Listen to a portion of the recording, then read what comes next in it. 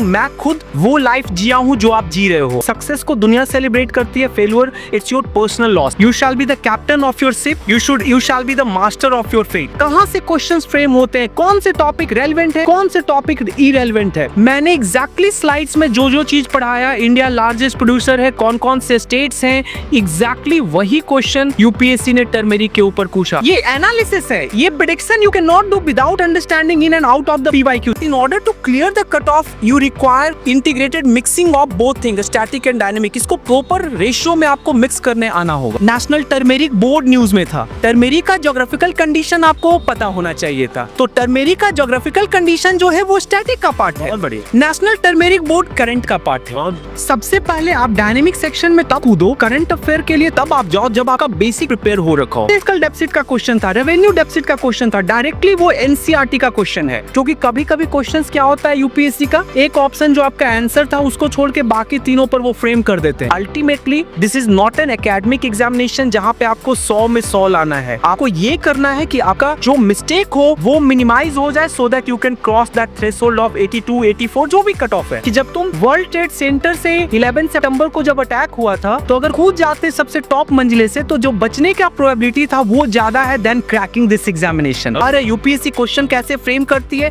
क्या साइकोलॉजी होता है। एग्जामिनर जब क्वेश्चन पूछता है तो एक साइकोलॉजी है। आज के लिए आपको प्रिपेयर होना होगा, आपको सोचना होगा यूपीएससी 2025 में क्या सोच रही है। कर्मण्ये बाधिकारस्ते मां फलेषु कदाचन मां कर्मफल हेतु भूर्माते संगस कर्मण्ये। मैं हमेशा खड़ा हूँ, see me as your elder brother 24/7। Whenever you are having any issue, connect to me. आप मेरे टेलीग्राम पे मैसेज ड्रॉ करना, whenever I will be getting any time, I will be for sure I will respond back. दोस्तों इस वक्त मैं हूँ UPSC भवन के बाहर, और अब आप सोच रहे होंगे सर इस वक्त क्या कर रहे हैं यहाँ पे।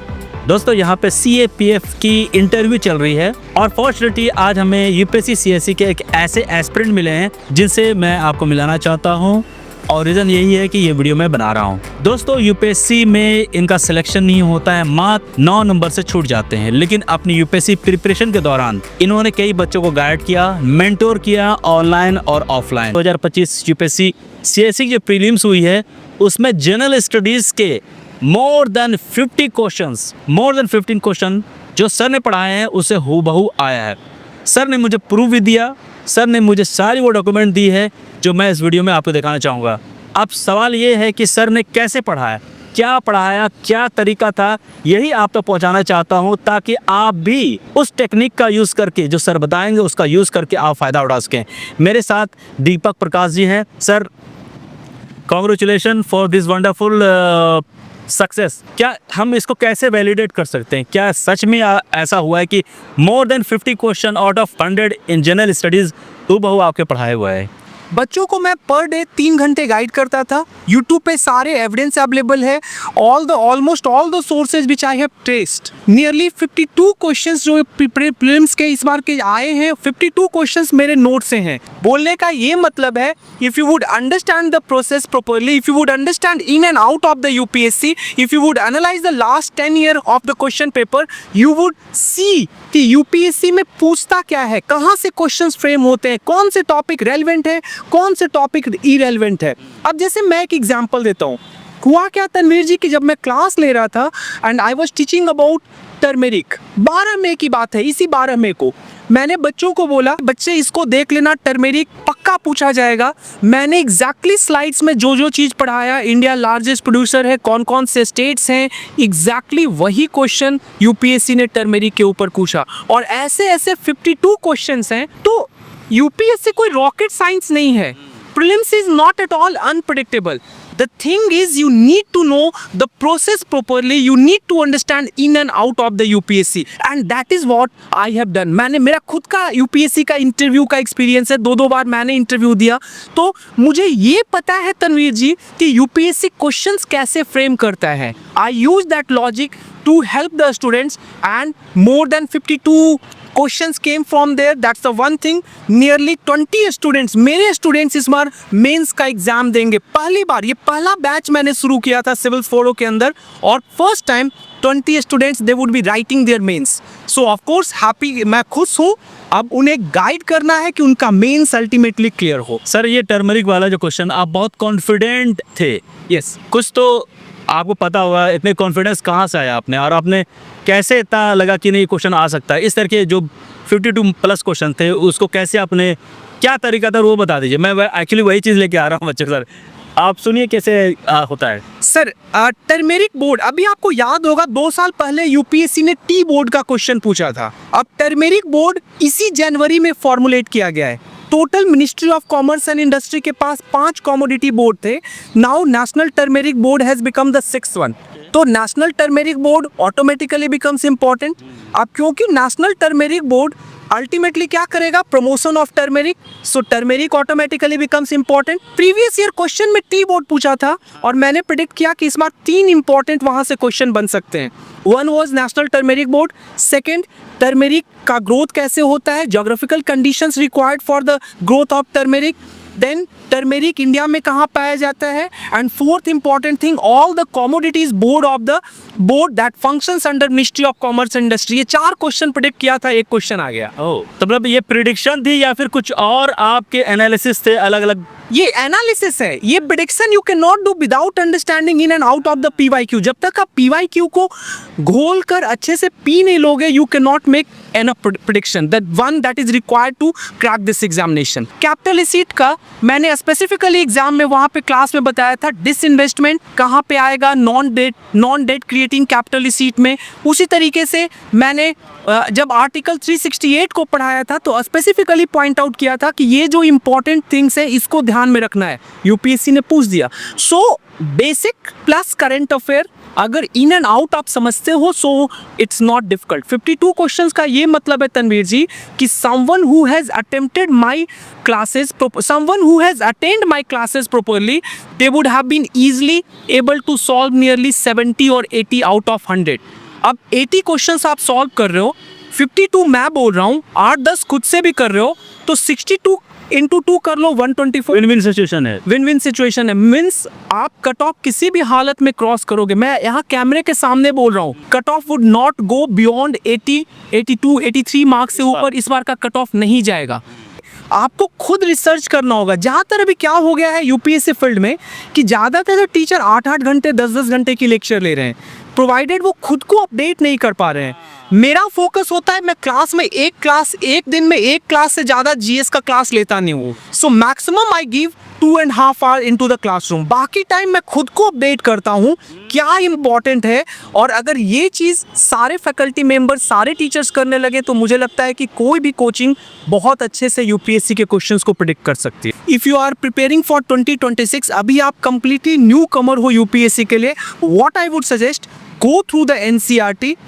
अब जैसे फिजिकल डेफिसिट का क्वेश्चन था, रेवेन्यू डेफिसिट का क्वेश्चन था, डायरेक्टली वो एनसीईआरटी का क्वेश्चन है, ठीक है। तो क्वेश्चन एनसीईआरटी से फ्रेम हो रहा है, तो बेसिक्स बुक्स सारे अच्छे से कर लेने हैं। पहले 5 महीने में फोकस ये करना है तनवीर जी कि आपका पूरा फाउंडेशनल बुक जो है, बेसिक्स बुक है, चाहे वो लक्ष्मीकांत हो, बेयर एक्ट हो, चाहे एनसीईआरटी हो, इकोनॉमी में एनसीईआरटी हो, ये आपका कंप्लीट हो जाना चाहिए। सच में नहीं। यस, उसके बाद पूरा का पूरा फोकस करंट अफेयर को मिला के उसके साथ पढ़ना शुरू कीजिए कि करंट अफेयर को कैसे इंटीग्रेट उसमें करें, ताकि because UPSC would not ask you like कि सीधा ये जो आपने एनसीईआरटी में पढ़ा वो एग्जैक्टली यूपीएससी, कुछ क्वेश्चंस वैसे होंगे, अच्छा, हाँ, but in order to clear the cut off you require this integrated mixing of both thing, static and dynamic. इसको प्रॉपर रेशियो में आपको मिक्स करने आना होगा कि कैसे क्वेश्चंस वहां से फ्रेम होंगे। अब जैसे नेशनल टर्मेरिक बोर्ड न्यूज में था, टर्मेरिक का ज्योग्राफिकल कंडीशन आपको पता होना चाहिए था, तो टर्मेरिक का ज्योग्राफिकल कंडीशन जो है वो स्टैटिक का पार्ट है, नेशनल टर्मेरिक बोर्ड करंट का पार्ट है। तो ये आपको समझ में आना चाहिए न्यूज पढ़ने के बाद कि how the question can be framed. Say you are reading something from dynamic, तो यहाँ से स्टैटिक सेक्शन के क्वेश्चंस कैसे बनेंगे ये आपको पता होना चाहिए। तो अगर जो बच्चे पढ़े थे पीवाईक्यू 2022 का या 23 का, तो उन्होंने देखा टी बोर्ड का क्वेश्चन, तो उनको खुद सर्च करना चाहिए था कि ऐसे कितने डिफरेंट बोर्ड्स हैं कंट्री में। अब वो सारे बोर्ड्स को अगर उन्होंने सर्च कर लिया होता तो शायद क्वायर बोर्ड वाला एग्जाम्पल, वो क्वेश्चन में जो क्वेश्चन पूछा गया था इस बार क्वायर बोर्ड वाला, वो गलत करके नहीं आते। तो this is how PYQ would help you. अब जैसे क्वेश्चन आपसे पूछा गया तो उसमें ऑप्शंस आपके होते हैं, इसका हेडक्वार्टर कहाँ है, अच्छा, ये बेसिकली इस किस मिनिस्ट्री में आता है। तो जब भी कोई बोर्ड के बारे में पढ़ रहे हो तो 3-4 चीजों को देखना है, is it a statutory body और non statutory body, it comes under which ministry, इसका हेडक्वार्टर कहाँ है। अगर वैसे सारे बोर्ड को आपने कवर कर लिए होते तो easily you could have solve that question. क्योंकि कभी कभी क्वेश्चंस क्या होता है यूपीएससी का, एक ऑप्शन जो आपका आंसर था उसको छोड़ के बाकी तीनों पर वो फ्रेम कर देते हैं, तो ये भी ध्यान में रखना है। देखिए मॉक का तो सबसे इंपॉर्टेंट यूटिलिटी ये है कि बहुत सारे बच्चे से PYQ खुद से नहीं करते हैं, तो हम लोग क्या कराते हैं मॉक में कि जनरली PYQ को ध्यान में रख के उस हिसाब से मॉक तैयार करते हैं। जब वो मॉक देंगे तो उन्हें ये सीखने को मिलेगा कि क्या छोड़ना है क्या पढ़ना है। So if you are reading about polity, अब पॉलिटी में मुझे पता है कि लास्ट के चैप्टर से यूपीएससी क्वेश्चंस पूछता ही नहीं है, मुझे पता है कि फंडामेंटल राइट्स एंड DPSP से हर साल यूपीएससी 1 या 2 क्वेश्चन पूछेगा। तो जब मैं मॉक टेस्ट बनाऊंगा तो पॉलिटी का अगर टेस्ट बना रहा हूँ तो मैं मिनिमम 5 से 6 क्वेश्चन फंडामेंटल राइट्स DPSP को डेडिकेट करूंगा। इससे बच्चों को ये समझ में आएगा कि पॉलिटी में कौन से चैप्टर्स हैं जो कि ज़्यादा इंपॉर्टेंट है, कौन से चैप्टर्स हैं जिनको छोड़ना है। So that is how this would help. YouTube ये सब आने से रिसोर्सेज इतने ज़्यादा हो चुके हैं तनवीर जी कि बच्चों को ये समझ में ही नहीं आता है कि करना क्या है। एक कर रहे हैं, एक देयर इज़ अ कॉन्सेप्ट, अभी तो हम लोग का जनरेशन में भी ये कॉन्सेप्ट है फोमो का, फियर ऑफ मिसिंग आउट। तो होता क्या है कि towards the end of this cycle से मई में बच्चे लोग बहुत सारे PDF को पढ़ना चालू करेंगे, यूट्यूब पे करंट अफेयर लेक्चर्स को वॉच करना चाहेंगे instead of revising what they have done. So 2-3 things I would suggest. First, keep your resources limited resources रखना है। जो आप एक बार पढ़े हैं बेसिक बुक से, if you have done Bipin Chandra या कोई भी आपने स्पेक्ट्रम पढ़ा है तो बस उसको फॉलो कीजिए, उसका जो कॉन्साइज नोट्स है उसको फॉलो कीजिए। 1 thing. Second important thing, in addition to resources आपने अपना जो PDF शुरू से करंट अफेयर का बनाया होगा, ज़्यादातर बच्चे बनाते हैं। जब मैं पढ़ाई कर रहा था तो मैं सारे मंथ्स का अपना PDF रेडी किया था, तो वो PDF उसी को रिवाइज करो। Because ultimately this is not an academic examination जहाँ पे आपको 100 में 100 लाना है। आपको ये करना है कि आपका जो मिस्टेक हो वो मिनिमाइज हो जाए, so that you can cross that threshold of 82, 84 जो भी कट ऑफ है। तो उसके लिए ज़रूरी है कि जो बार बार आपने पढ़ा है उसको रिवाइज करो, कि जो टॉपिक आप कवर कर रहे हो is it relevant for UPSC और नॉट। रेलेवेंट है तो उस टॉपिक का बेसिक आप कवर कर लेंगे। So let us suppose you are doing women security और यू आर डूइंग सैनिटेशन, आपने सैनिटेशन का सब कुछ बेसिक बना लिया, SDG में क्या है, डन। अब सैनिटेशन से रिलेटेड गवर्नमेंट के स्कीम्स जो भी न्यूज़ में है उनको कवर कर ऐड कर देना। यस, इंटरनेशनल लेवल पे what ever UN is doing उसको ऐड कर दीजिए।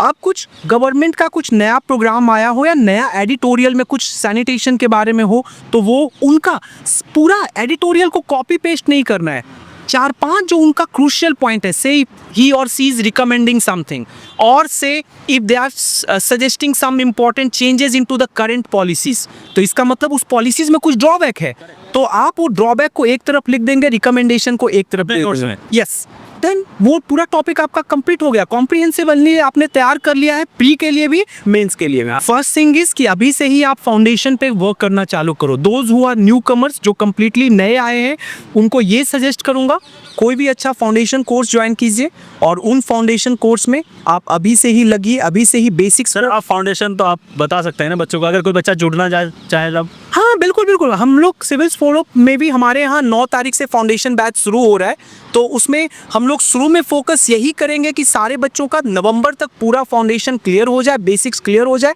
और उसके बाद अभी प्रॉब्लम क्या है ना तनवीर जी, बच्चे लोग पहले दिन से ये इमेजिन कर लेते हैं कि they should be writing answer like say rank 1। Of course she has given 4 years of her life to it, 5 years of her life to it, so you need to have some patience, one thing.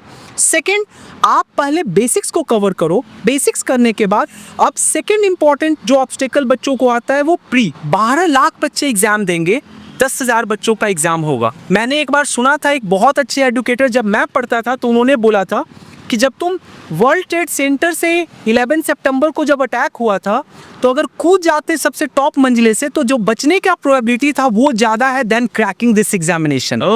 ठीक है, what I am suggesting कि आपको पहले pre crack करना है।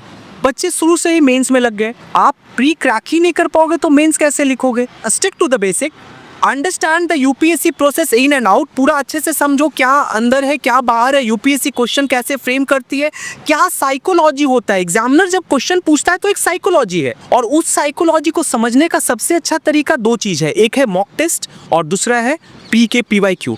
और अगर वो आप समझ गए तो आसानी से क्वेश्चंस प्रेडिक्टेबल हो जाता है। साइकोलॉजी क्या है? मुझे तनवीर जी सबसे ज़्यादा जो इस एग्जामिनेशन में डर लगता था वो प्री स्टेज से। मैं आज तक कभी भी जीए से नहीं डरा, क्योंकि मैं शुरू से ही एकेडमिक्स बेंट ऑफ माइंड के साथ रहा हूँ। मैं कभी भी प्री के लिए तैयार नहीं था। प्री के पहले मेरे को थर थर हाथ कांपता था, मुझे डर लगता था, एंजाइटी होती थी।